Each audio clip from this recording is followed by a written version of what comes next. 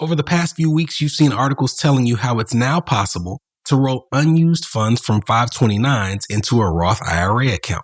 In this episode, we tell you the details of this strategy and how likely you are to actually use it.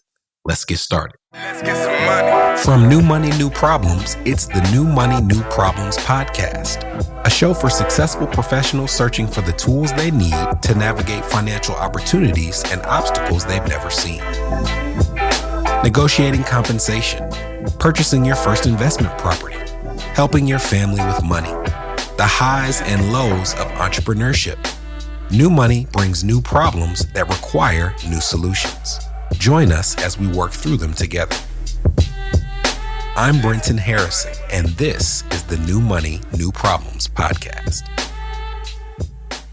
Hello, my name is Brenton Harrison of New Money, New Problems, and your host for the New Money, New Problems podcast. In the last episode, we talked about the details of recently passed legislation called Secure 2.0, and we covered some of the 4 or 5 most relevant pieces of that regulation as it pertains to people with new money and new problems. But there was a big part of that law or that rule that I left out because I wanted to give it its own episode. And that had to do with some things you're seeing in the news about transferring unused $529 into a Roth retirement account. I wanted to keep that separate because many of you may not be aware of how Roth IRAs work, of how 529s work, and if this strategy that you're reading about is actually accurate or feasible for a layperson to enact. But if you've been paying attention to the news or you have one of those article suggestion apps on your browser like I do, you're probably starting to see these articles all over the place. From CNBC, families can make a tax-free rollover from 529 plans to Roth individual retirement accounts starting in 2024. From USA Today, stranded college savings plans can soon be rescued. New law lets $529 roll into retirement. From money.com, save for college or retirement? New 529 rule makes it easier to help your kids do both. These are popping up all over the place, and I would qualify these articles, if I can coin the term on this podcast, as a 3/4 truth. If you're not familiar, a half truth is something that's told that leaves out a crucial part of the story with the intention to deceive. This is not a half truth. I don't think the intention of these articles is to deceive, so I'm going to coin a 3/4 truth as something that gives you almost all the accurate information you need, except whether it's likely for you to actually be able to put it in place. How effective is this recommendation? That's a 3/4 truth. And this article detailing transferring unused $529 definitely qualifies because, as we'll share later in this episode, it is unlikely that a large number of people ever use this strategy. And even if they do, it likely won't be for their benefit. It may be for their kids' benefit. In later episodes, we'll talk about how useful I think these tools are for people with new money and new problems. Specifically to 529s, I have some unique thoughts on that matter, but that's not what this episode's for. Right now, we're just going to talk about how these tools work conceptually. To this point, we've covered some of the ins and outs of qualified retirement plans, like a 401k, and we've discussed some of those benefits, mainly tax deferral, meaning that dollars that are put into a 401k or an IRA or a Roth IRA are not taxed as they increase in value. And when you pay those taxes, it's based on whether you have what's called either a traditional or pre-tax retirement account or a Roth or post-tax retirement account. As an example, let's say you make $100,000 for the year and you put aside $6,000 into a pre-tax retirement account. Even though you made $100,000, your taxable income would decrease from $100,000 to $94,000. Now that money grows tax deferred, and if in your retirement years you take out $30,000 from that account, in that year, your taxable income would increase by said $30,000. It would look as if you earned it when it came time to pay your taxes. With a Roth or post-tax account, you simply flip the scenario on its head. If you make $100,000 and you put $6,000 into a Roth retirement account, you still pay taxes on $100,000. The contribution is post-taxes. Now the money grows tax deferred, and if in that first year of retirement, you take out $30,000, you do not pay income taxes on the $30,000. You have already paid income taxes on the front end. This is the difference between a pre-tax or traditional retirement account and a Roth account. Now let's cover 529 accounts. These are set up to facilitate and encourage people to set aside dollars for education savings. A lot of people tie them to college savings, but it's not just college. You can use them for vocational school. In some cases, you can use them for certified apprenticeship programs. It's not just college, but conceptually, these accounts allow you to put aside dollars and have them grow tax deferred, similar to a retirement plan. And similar to a Roth retirement account, you don't owe taxes on the money that you withdraw as long as it's used to cover education costs, which aren't just tuition. It could be things like room and board. It could be things like a tablet or laptop that you need for school.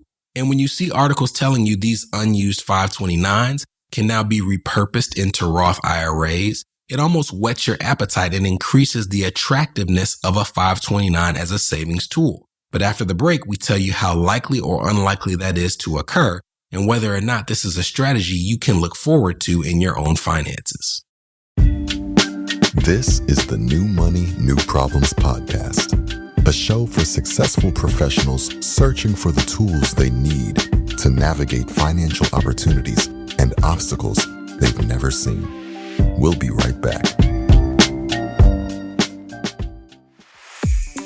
Are you wondering what new money problems you might be overlooking in your financial life? If so, we've got great news. We've crafted the New Money, New Problems Gap Finder to identify potential weaknesses in your finances in areas ranging from budgeting, investments, insurance, and even the threat your extended family's finances could pose to your household.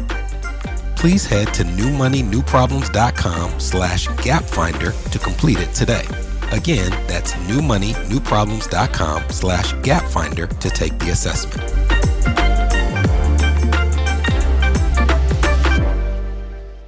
You're listening to the New Money, New Problems podcast. Subscribe now at newmoneynewproblems.com. Welcome back. Before the break, we talked about Roth retirement accounts, 529s, and new legislation that potentially allows you to take unused $529 and transfer them into a Roth IRA. But if you don't read the details of these articles sharing these headlines, you might think you'll be able to take unused 529s for your children's education and put them into your Roth retirement account.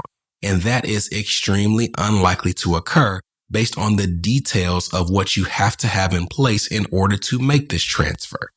We'll put the links to all of the articles we covered at the beginning of this episode in the show notes, but one of those articles was from CNBC. And towards the end of the article, you see a section called Limitations on 529 to IRA Transfers, and it tells you the restrictions associated with this new legislation. So let's go through them in detail. The first of these being that there's a $35,000 lifetime cap on transfers. This means that you cannot simply put aside $100,000, $200,000 into a 529 thinking, hey, I'm covering the best of both worlds. If my child doesn't use it for college, I can simply repurpose it to my own retirement goals. That is not accurate. Even if you open 5 different 529s that have $100,000 each in them, you cannot take $35,000 from each account. It's $35,000 in total over the course of your lifetime. Next, these rollovers are subject to the annual Roth IRA contribution limit. What this means is even though those contribution limits may change over time, you can't in one fell swoop transfer your $35,000. You have to do it in increments based on the contribution limits for that year. So this strategy will take a number of years to complete, and it will take some intent to complete. You can't simply press a button for the transfer and be done with the transaction. Next, and this is a big one, the rollover can only be made to the beneficiary's Roth IRA, not that of the account owner.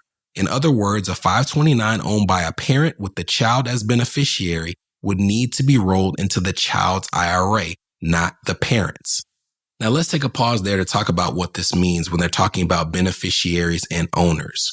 A child under the age of 18 in this country cannot legally make decisions as to how money in their name is managed. So the law says that any money in their name has to be managed by an adult with legal standing. When 529s are set up, you can pick the beneficiary of the account as your child. It means that this child is the person for whom these funds are intended, but they are not the account owner because they do not have legal standing. So the child is the beneficiary, but the adult is the owner. The restriction on this IRA transfer is saying that if you move money from a 529 into a Roth retirement account, you cannot move it from the beneficiary's 529 into the owner's Roth IRA, essentially saying you can't move it from the child's college savings account to the parent's Roth retirement account. It has to go from the beneficiary's 529 to the beneficiary's Roth IRA, meaning that if your child is that beneficiary, these funds can only be rolled into their retirement accounts, not yours, which immediately points to why this is a 3/4 truth.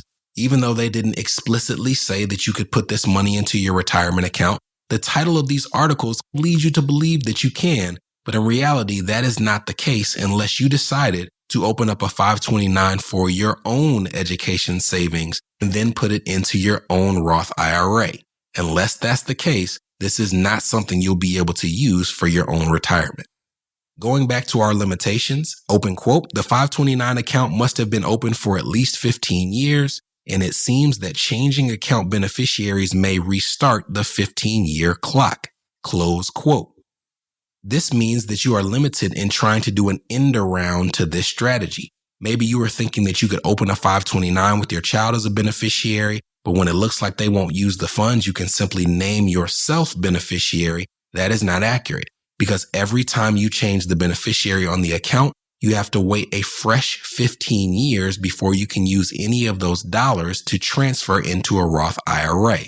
Again, reinforcing the fact that this is unlikely to be a strategy that you can use for your own funds. And lastly, account holders can't roll over contributions or earnings on these contributions that are made in the last 5 years. So even if you are the beneficiary of your own account, even if you have had this account for at least 15 years, even if you did this from the beginning, intending to roll these unused dollars into your own Roth IRA, you still have to wait. And every 5 years you put money in, 5 years later will be the first time you can take that money out, either the earnings or the contribution themselves. All of this lets you know that the IRS is not opening up this allowance to let this be an if this, then that strategy. This is intended to truly incentivize people into putting money into the 529 accounts for education savings.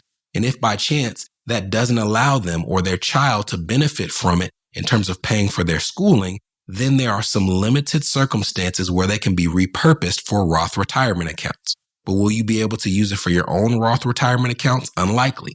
Will you be able to use it to significantly impact your children's retirement accounts? Maybe, depending on that child and how much you put aside in the 529.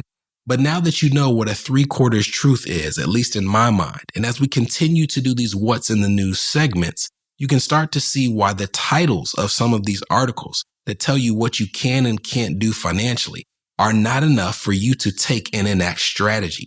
You have to know the details of what's included in that article. You have to know how it applies to your situation. And you have to know, with guidance, in my opinion, whether or not it's something that should be pursued or whether it's something that's just a catchy article title that you should leave on the shelf. Now, we'll keep bringing you these article titles and telling you about what you see online because some of them are strategies that you need to be aware of and can potentially put into practice. But for now, I hope this sheds some light into the limited feasibility of this news that you're seeing.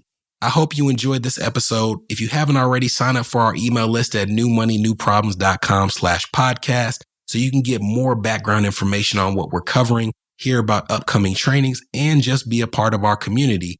And we'll be back with another episode next week. From New Money, New Problems, this was the New Money, New Problems podcast, a show for successful professionals searching for the tools they need to navigate financial opportunities and obstacles they've never seen.